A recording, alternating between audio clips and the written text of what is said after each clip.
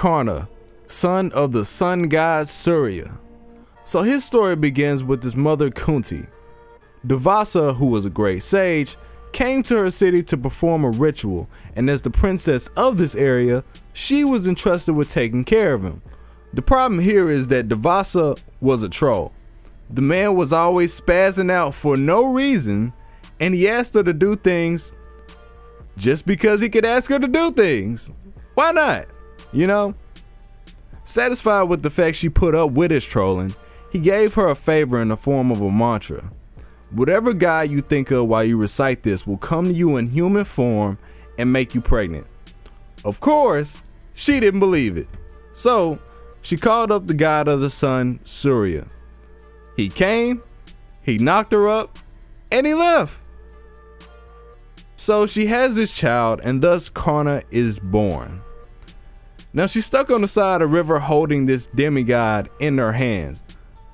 So instead of raising this child, she puts him in a basket and lets him flow down the river. Now I'm not gonna judge Kunti for her decision, but no matter how you look at it, that's fucked up. This is real important. She puts expensive ornaments in the basket with Karna when she does it. Real baller shit. Can't have my child looking broke when somebody finds him. Fortunately, he was found by a chariot driver named Adaratha, and he nurtured Karna alongside his wife.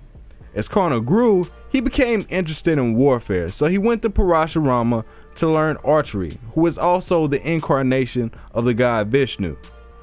Karna knew that Parashu only taught people of a higher social class known as Brahmin, so he came to him in the form of one. After one of their training sessions, Parashu decided to take a nap on Karna's lap, which I thought was kind of suspect, but you know, whatever floats your boat. And while he was asleep, Karna got stung by a bee. When Parashu woke up, he immediately realized that Karna was not a true Brahmin and refused to train him any longer. This is when Karna received 3 curses that came back to haunt him later in his life. The first curse is from Parashu for deceiving him about being a Brahmin. The second is for killing a cow that belonged to an actual Brahmin during his training. And the third is for insulting Mother Earth while trying to help a little girl. Down about his luck, he arrives in Hastinapur and realized the men there were having an exhibition of skill.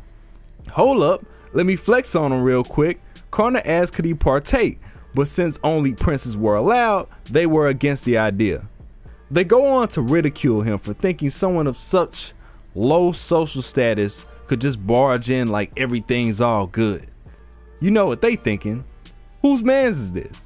However, the eldest prince, Duryodhana, saw Karna as a perfect opportunity to satiate his desires. Jealous of his demigod cousins, the Pandavas, he initiates a plan to murder them for his own personal gain. When Karna's request of battle got declined, he became a soldier of Duryodhana. Unknowingly, Karna had sided against his own family. He promised Duryodhana that he would fight for him under any circumstance. Single-handedly, Karna conquered all the kings of India, gained possession of their wealth, and brought their territories under his control. In return of his triumph, with the praise of the king, the princes had no choice but to put some respect on Karna's name. The prince Karna wanted to battle previously was Arjuna, but what Karna didn't know is that this was also his blood brother. This begins the prelude to the Kurukshetra War, a battle for the throne between 2 groups of cousins, the Pandavas and the Kauravas. See, after Kunti abandoned Karna, she went out to become a queen and had 3 more kids and adopted 2, but she left my boy Karna. Okay. Anyways, collectively, they became to be known as the Pandavas. Now, to expound on the Kaurava household, Queen Gandhari, like Kunti, also had a favor to grant a wish. She became pregnant for 2 years, still no child. So she beats it out of her, and it ends up just being a lump of flesh. The sage she got this favor from didn't want to let her down, so he cut up the flesh into 101 pieces and places them into jars of butter. And through some type of mystical witchcraft, these pieces came to be known as the Kaurava family, 100 sons and 1 daughter. Crazy. Eventually, Kunti came to Karna and revealed that she was his mother and how Arjuna was his brother, pleading for his forgiveness. It's like, bitch, you left me in a fucking basket. Karna was shocked. However, his loyalty did not wane to his mother nor Duryodhana. He made a covenant with his mother that the only brother he would fight will be Arjuna, but he's still going to fight nonetheless. The general takeaway from Karna's character is that he's extremely virtuous. He did the best throughout his life to embrace good nature, keeping his promises. He held nothing against his mother for what she did. Lord Indra, Arjuna's father, was afraid of the potential Karna had as a warrior. He always was. In fact, Indra was the bee that stung Karna while Parashu was sleeping on his lap in the first place. Karna wasn't half god for no reason. He was born with a shield and earrings that protected his body, and as long as they are worn, he couldn't be harmed. Indra came to Karna disguised as a Brahmin and requested Karna to give him whatever he desires, asking for his earrings and his armor.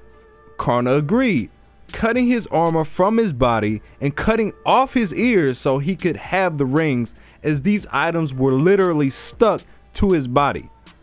Karna already knew it was Indra because his father had warned him. Indra blessed Karna for his commitment and he left. The day he fights Arjuna has arrived. Being oblivious to who he was, Karna accidentally killed Abhimanyu, Arjuna's son, while fighting alongside Duryodhana. They killed his chariot driver and destroyed all of his weapons as well. Hearing of his son's death, Arjuna got angry and challenged Karna. And as the battle commenced, the curses from before finally started to take effect. Curse 3. There will come a day that the earth will work against your favor. Karna's chariot got stuck in the ground by Mother Earth. Curse 1. When you need it the most, you will not be able to remember the secrets that I taught you. He tried to fight Arjuna back, but he couldn't remember the divine knowledge he had learned from Parashu. Curse 2. And just like the cow that belonged to me, you too shall die by the bow, defenseless.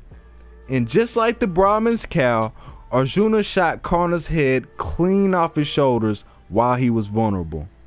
Arjuna told Karna that he killed his son, and Karna repented moments before his death, humbly accepting his fate. That about wraps it up. If you enjoyed the video, please like it up so we can get this trending. Feel free to add information as you see fit, and let me know what you guys think about it. It's your boy Saya. I'm out.